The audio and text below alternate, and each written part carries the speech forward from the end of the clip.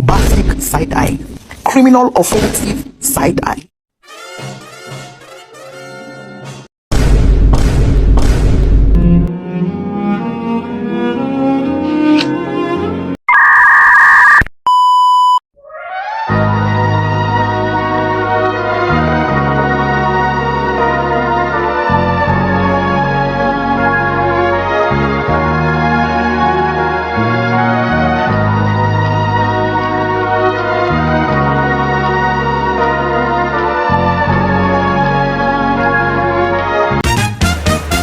Assalamualaikum warahmatullahi wabarakatuh.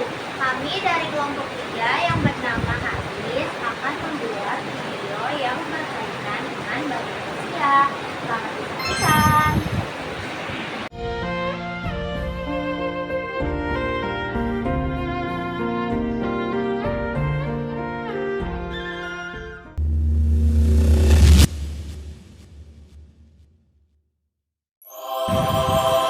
Hei kamu, kok kamu minum sambil berdiri sih? Kan ada hadisnya tahu yang melarang untuk minum sambil berdiri. Kamu tahu sih? Ya tahu lah. Dan kamu tahu juga nggak sih kalau misalnya hadis-hadis juga ada kaitannya dengan perkembangan dinasti Abbasiyah loh. Dinasti Abbasiyah itu apa sih? Dinasti Abbasiyah adalah salah satu dinasti Islam yang berpengaruh dalam sejarah.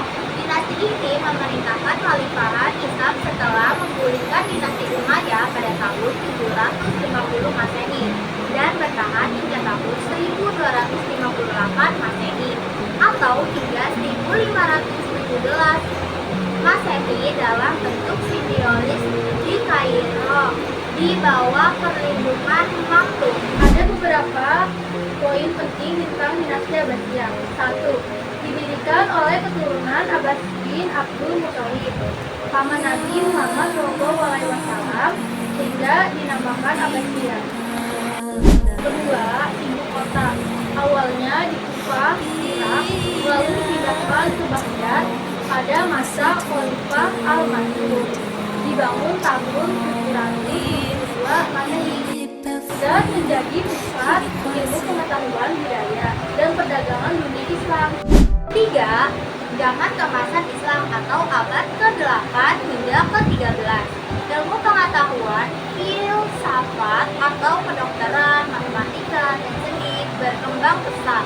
Banyak ilmuwan terkenal muncul seperti Al-Khwarizmi, Ibnu Sina, dan Al-Farabi.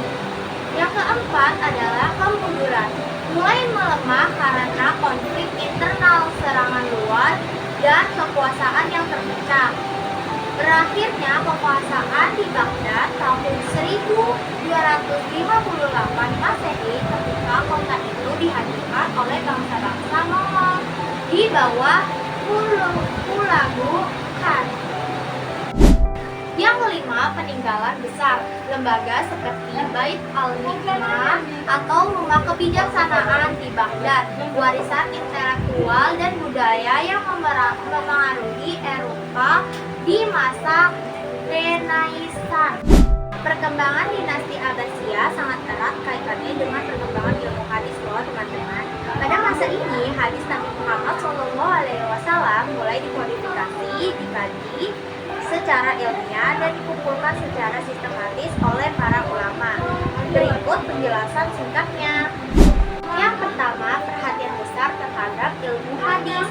Dinasti Abbasiyah sangat mendukung ilmu pengetahuan, termasuk hadis. Para khalifah memberi perlindungan dan dukungan kepada para ulama untuk menyusun kitab-kitab hadis. Yang kedua, kodifikasi hadis. Pada masa ini, hadis yang sebelumnya tersebar secara lisan mulai dikumpulkan dan ditulis dalam kitab. Ini dilakukan untuk menjaga keaslian ajaran Nabi dan pemalsuan. 3. Munculnya ulama besar ahli hadis. Beberapa ulama hadis terkenal muncul pada masa Abbasiyah seperti Imam Al-Bukhari, menyusun Sahih Al-Bukhari, kitab hadis paling sahih.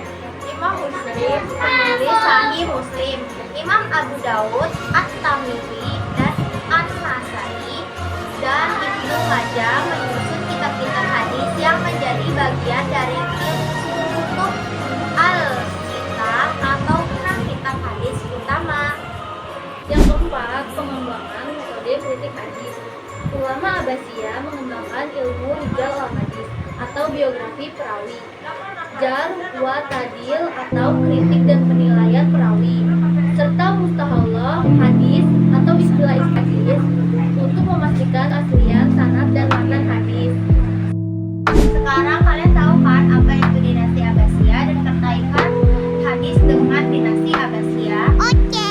Dan dari kami kelompok 3 yang bernama hadis, kurang lebihnya mohon maaf. Wassalamualaikum warahmatullahi wabarakatuh.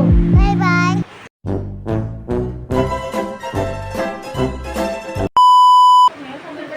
Gue ngomong apa?